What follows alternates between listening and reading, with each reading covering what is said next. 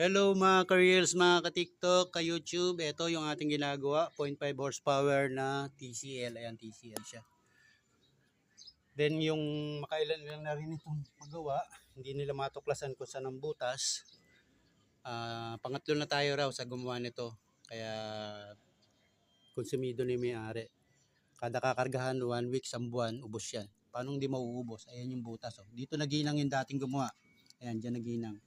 Ngayon, bakit naging ganyan yung sura? Pininturahan natin siya para makita natin kung saan magkakaroon ng parang marka na walang pintura. Ayan, lumabas kasi siya. Ayan, nakita nyo parang walang pintura. Kasi nga doon itinulak niya yung pintura. Kaya walang pintura yan. Yun yung butas niya. Yun, oh. Pero yung naghinang, muntik niya nang tamaan yung butas. Ito yung hininang ng dati. Muntik niya nang tamaan yung butas. Ayun yung butas. Oh.